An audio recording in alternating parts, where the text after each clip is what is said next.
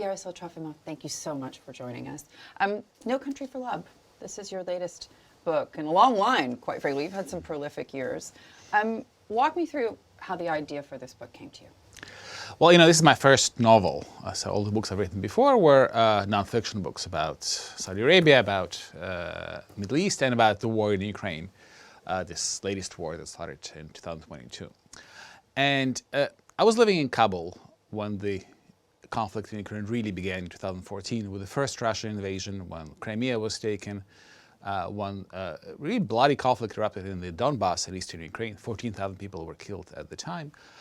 And I remember reading about it and watching the news and being flabbergasted by just how misunderstood Ukraine was, how little knowledge there was of Ukraine's history, its past, and how everything that was known about it was known through this Russian colonial lens, because Russia was the colonial master for centuries, and all the experts and many of the journalists, having lived in Moscow, just saw Ukraine through the prism of Moscow. As an extension. As an extension of Russia, and explained its history through the Russian history. And I think the idea of this book for me was I was so upset about it, and I remembered my own family stories, the family stories of so many other Ukrainians, and decided to write a book that is explaining Ukraine, explaining the tragic history of Ukraine that really is the reason why Ukrainians are so resilient in fighting against Russia today. And to do it through the history of my family, my grandmother, and the tribulations that she went through, in the 1930s, 1940s, 1950s, which is really a period when Ukraine was probably the deadliest place on earth, because the combination of the famine, artificial famine, orchestrated by Moscow that killed millions and millions of people in the 1930s, the execution of the Ukrainian intellectual class, World War II, the Holocaust, and the insurgency after that war, really, wrought havoc across Ukraine and destroying its best minds and a large share of its people. Yeah. What I found interesting about this narrative, so much of it is based, right, on the life of your grandmother. Mm-hmm. Yes, absolutely. It's obviously it's a work of fiction, but many of the key turns in this narrative are really based on true stories that I heard from my grandmother, from my family.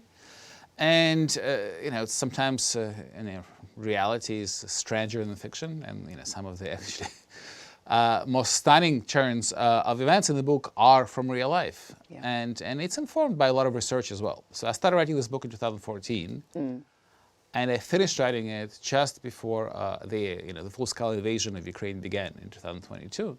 It's very interesting as well that your main character is a liberated woman, a new Soviet woman, if you will.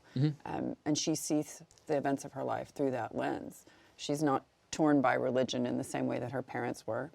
She's not torn by social convention in the same way women in other democracies, for example, would have been torn. She sees the events of her life as a liberated woman. Right. Well, there was a lot of promise in the initial Soviet experiment. It was tragic, and it led to massive devastation and death. But there were some elements of it, like social liberation. Which inevitably was rolled back. Was rolled back as the regime became more and more conservative. Yeah. And so this book is also a story of dashed hopes, because it begins with the main character moving to Kharkiv, which then was the capital of Ukraine, to build a new life, to build the massive tractor plant, and to join the university, and find her husband. And then all of this gets crushed by this, mid-grandeur of history, as one of the characters says it, because tragedy after tragedy befalls upon her. And at the end of the day, it's a book about survival against all odds, about survival in this, circumstances that are very hard to imagine for us even now, today, even at the time when there is a horrible war going on in Ukraine. But things were so much worse back then. And the cost of that survival, the betrayals, the compromises one has to make for one's own sake, for the sake of one's children, to actually live through all of this. And is it worth it at the end? That is sort of the biggest question of the book. Yeah, and even against the backdrop of sort of not just the history of Russia, but the history of Ukraine in relation to Russia, which is, as you say, the meat grinder of history, so much hope and promise, and a consistent, sadly, narrative of that rolling back, whether it be through armed conflict or through governments or political machinations. In your mind, where is Ukraine on that journey today? Well, it's a very good question, and it really links back to the past, because people are all very often puzzled what is happening in Ukraine. Despite all this death and destruction, and hundreds of thousands of people are killed or maimed, fighting against overwhelming odds, the Ukrainians keep fighting and keep sacrificing and not giving up now for 2.5 years.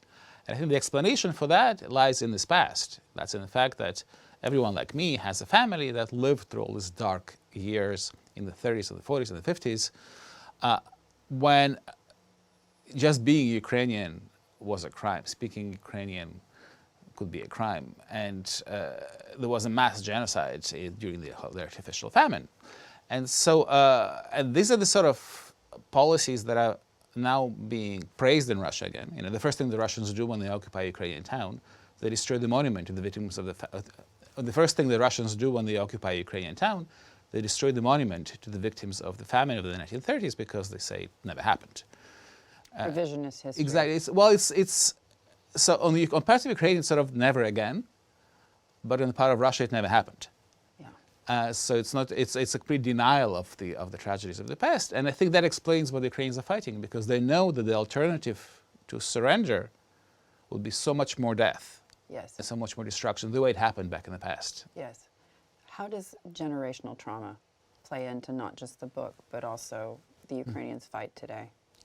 Well, I think generational trauma is the explanation for the resilience of the Ukrainian society and the Ukrainian military, because there is this knowledge back in the bones of everyone. Everyone has a grandmother, great-grandmother, who either was in the camps or who had family that died in a famine, terrible famine that had cannibalism and just things that are unthinkable now, or in the war, and so, or in the insurgency that was crushed in Western Ukraine in the 1940s, 1950s with inhuman means. Or the insurgency that was crushed in Western Ukraine in the 1940s, 1950s with really brutal ways. And so people know that if they don't fight, if they don't keep up the resistance, the price they will pay will be much higher than what they're paying today. Yeah. How difficult was it for you to write from a woman's perspective? Yeah, it's a tough one. Because you have some insight. Yes, well, I had good readers and good advice, I guess. But I did a lot of research, and I did actually speak to my grandmother before she passed away at the age of 96. So, the older one gets, the more, I guess, the franker one gets about one's youth. Yes. So I did a lot of research in Ukraine before the war.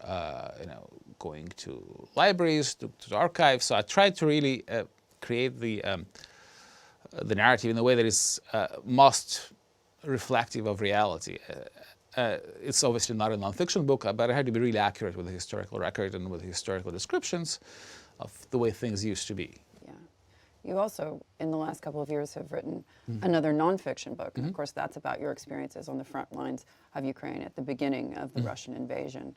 Our enemies will vanish.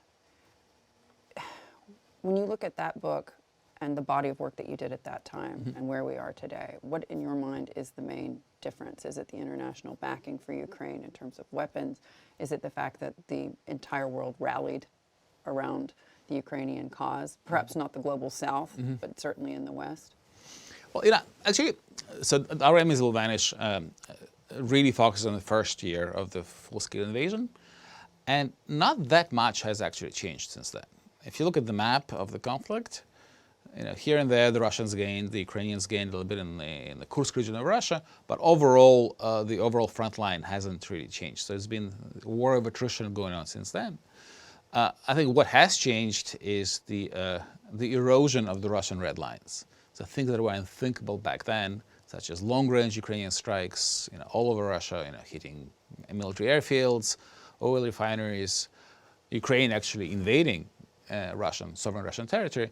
All of these all of these actions were thought of as, triggering nuclear war, completely unrealistic. And yet Ukraine showed that this can be done. And I think Ukraine is successfully, since then, redrawing the parameters of the conflict. It's not able to advance in the battlefield necessarily, but it's expanding the war into Russia, and it's creating costs for Russia that it has to reckon with. Yeah, and that there's also, of course, been the cost for Ukraine and not just lives lost. In your mind, how close are we to an end to this conflict today? It's hard to predict, but it doesn't look like it's going to end anytime soon, really. Russian government and President Putin and other senior members of the government have not given up on the initial aim of the invasion, which is to destroy Ukraine as a sovereign, independent country. And they still talk about Odessa and Kharkiv and Kiev as being Russian cities, and nothing indicates that they are ready to accept Ukraine as an independent state. And the Ukrainians, while suffering from the consequences of war, economic consequences, millions of people had to leave the country, hundreds of thousands were killed or maimed. However, they're not ready to sacrifice the land that is Ukrainian, and they're not ready to give up just yet. So I think we're in for months, years, possibly, of continuing warfare. In your mind, does the U.S. presidential election have anything to do with that timeline? Because, of course, former U.S. President Donald Trump has signaled, he'd end the war the day he got in office, or at least try to. Kamala Harris has been much more measured, but there is a sense that she would at least work towards peace. In your mind, does that mean anything to those on the front lines? Well, I think peace comes from a decision by one or both parties that they cannot achieve their objectives through war. And that requires one of the parties to be defeated, or at least to feel like they have more to lose from continuing than from stopping. And we're not at that stage yet. Former President Trump, has said he will bring peace to Ukraine in 24 hours. He hasn't said how. I'm sure Ukrainians would love to have peace in 24 hours. The question is at what cost? Yeah, and politically, you don't see President Zelensky having any wiggle room when it comes to an agreement that would see him give up territory. Possibly. I mean, it depends on how the conflict continues and depends on what level of casualties the Ukrainians sustain. But, he created new chips on the table. By occupying part of Russia, there is now part of Russia can trade for Ukrainian territory. By having these long-range strikes into Russian territory, he can now trade that for Russia stopping attacking Ukraine with its missiles and long-range drones. Sorry. I'll let you choke. Talk to me about the cabinet shakeup. President Zelensky, several months ago, changed up his defense minister and then just recently his foreign minister as well. And his foreign minister was a gentleman, Dmitry Kuleba, who was well loved by many Western democratic leaders. Was this wise, in your mind, to change horses midstream? Well, it's not the first shakeup that the Ukrainian government has since the war began.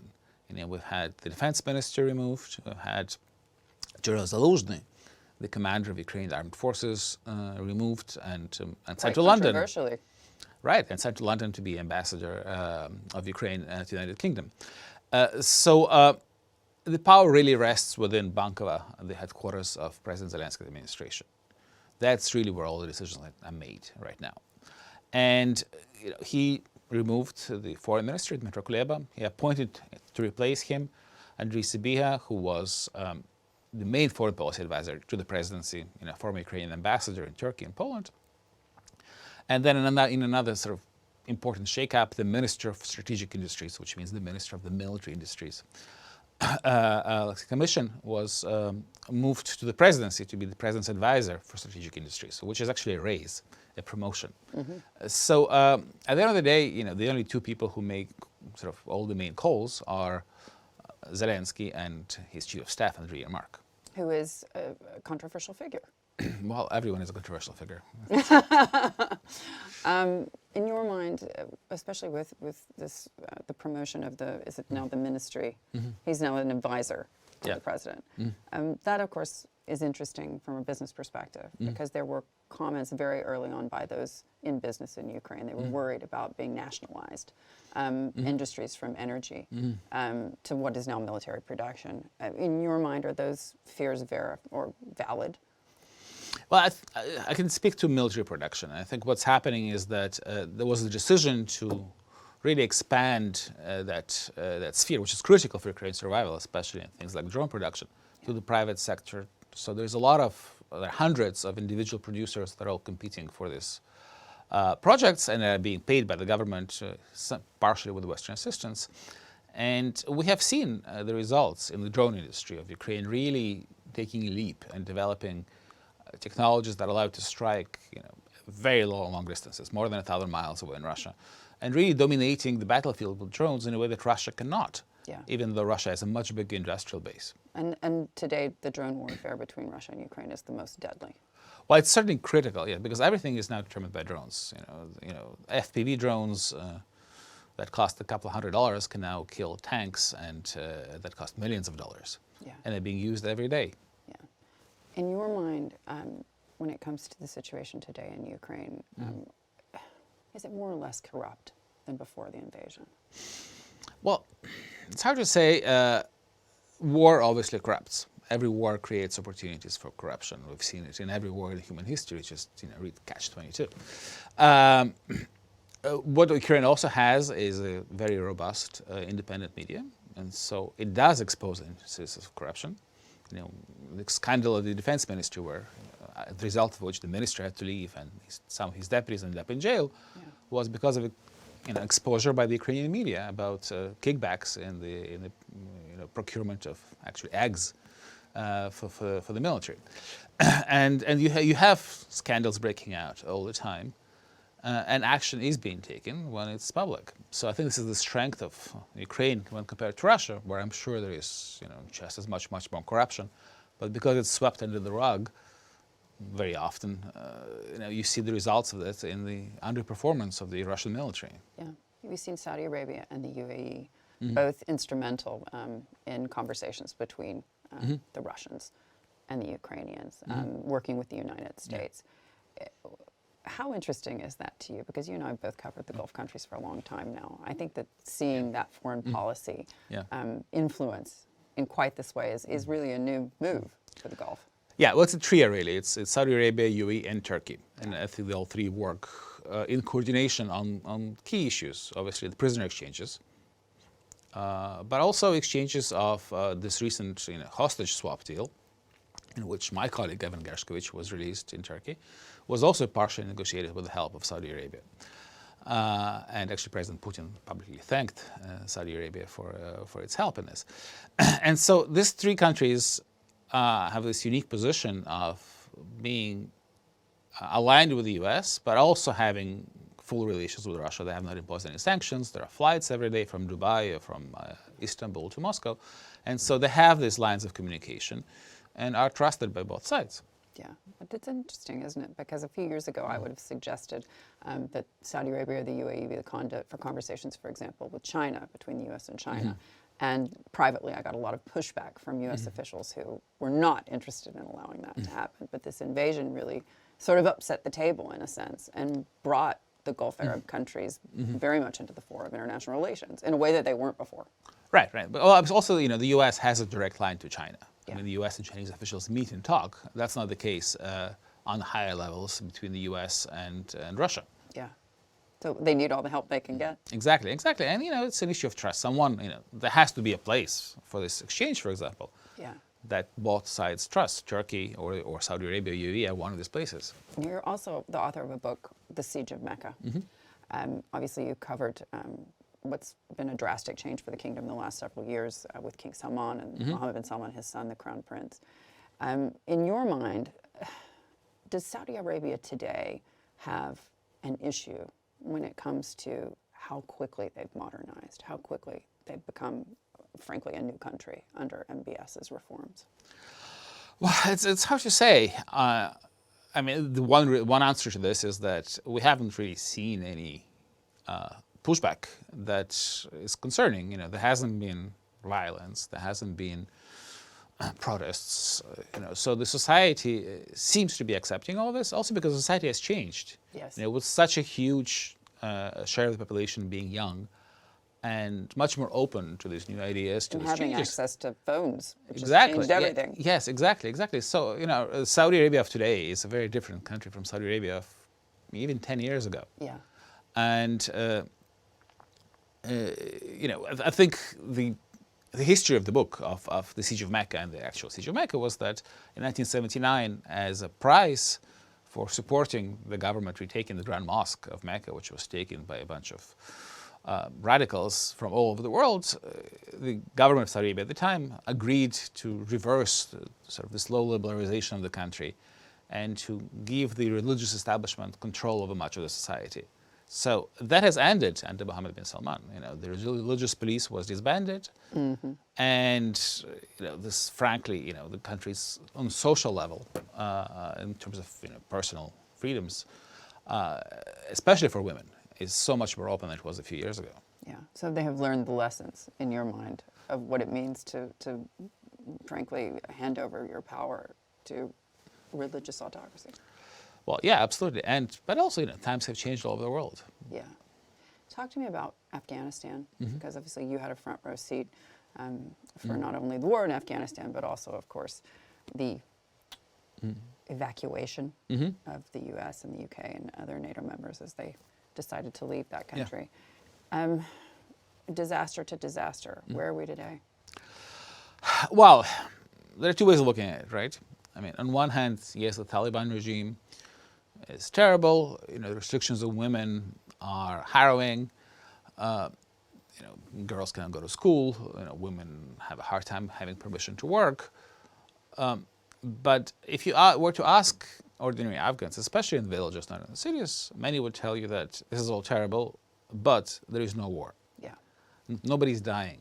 And this is a new thing for Afghanistan. For 40 years, yes, there was constant war. Yes. And so and that explains why there is no resistance to the Taliban today, because no matter how difficult the restrictions are, the fact that people do not have to bury their children every day, the fact that there's no bombings, no raids, they can travel the country, go to markets, visit each other, I think still outweighs any appeal that the resistance might have against the Taliban for now. In your mind, what is the responsibility of the West to these women that we told you can live a modern, full life? I think it's we've huge. Abandoned. I think it's huge. I mean, there were many promises made to the people of Afghanistan over the course of decades, actually, 20 years of Western presence there. And then one day the U.S. just picked up and left, with people trying to cling on to the wheels of the planes taking off in Kabul airport. I was there watching it. Yes. Is this a stain on the Biden presidency? I think it's a stain not just on the Biden presidency. I think it's a stain on the collective record of the West and the U.S. and on the credibility that the U.S. has with potential allies. And I would say more. I think this is one of the reasons that inspired President Putin to invade Ukraine, because watching the disaster in Kabul in the summer of 2021, he could not help himself but conclude that we have nothing to fear from the West. And also, it's one of the reasons why the U.S. and others refused to give weapons to Ukraine before the war, because the images of the Taliban driving Humvees and MRAPs and even flying Blackhawks were enough to convince the U.S. and allies that if we give weapons to the Ukrainians, we'll see the same once the Russians take over Kiev. So it was a double blow to the Ukrainians. You see this in many ways the way I do myself, which is so many years living outside of the United States. I tend to look at the events that happen in the world through an American lens, but then look askance at what's happening in America. You look at these two candidates. Give me the pros and cons, for the rest of the world, whether it be what's happening today in Ukraine, what's happening today in Gaza, the situation in the region, in the Middle East, where, frankly, U.S. Influence still there, but waning. Yeah, well, I think the biggest issue, the biggest question for the two of them is which one will be able to rally the biggest posse. Yeah. Who will be most able to rally allies? And there are two ways of looking at it. If you look at Kamala Harris, just like President Biden, she's very good at, saying the right things, at praising the alliance networks that the U.S. has built, at comforting allies. Trump, on the other hand, during his presidency, through the virtue of his unpredictability, through the virtue of being a bit of a loose cannon, actually forced these allies to do things they didn't want to do. He forced the Europeans to ramp up spending on defense, which did prove critical once Russia invaded, which actually was, in retrospect, a very smart move. So that's really the difference between the two approaches. We'll see what happens. What is your greatest fear as we head into this election? Well, it's obviously very painful to watch the polarization in the U.S. the political violence. We've had 2 assassination attempts already. And the rest of the world looks at the U.S. as a guarantor. Okay. The rest of the democratic world looks at the U.S. as the guarantor of the continuation of democracy around the world, of the leader of the free world, to use a very old language from the Cold War, but it's true. Yeah. And so any internal weakness in the U.S. Is actually a threat to the rest of the democracies around the world. Yeah. And as someone who was born in the Soviet Union, and you've seen quite a bit in your time as a journalist, in your mind, are we less safe today than we were even a few decades ago, simply because of not just that polarization, but frankly because so many have sought to take advantage of it? Well, I mean, we're probably safer today than 3 decades ago, 4 decades ago, and safer today than during the Cold War. But obviously, the end of history did not happen. The West's victory in the Cold War was a temporary one, and we now have this reassertion of the alliance of autocracies: Russia, China, Iran, North Korea, and various odds and bits like Belarus. That is really challenging in the democratic order and is trying to create an alternative to it. And they have the resources, they have the will, and the West is not yet apparently ready to take on this challenge. Nobody wants to pay more taxes to build up military industries. The West's military industrial base is depleted, as the war in Ukraine has shown. Yeah. Yaroslav, it's great to have you. No Country for Love, new book, everybody buy it. Thank you. Thanks so much.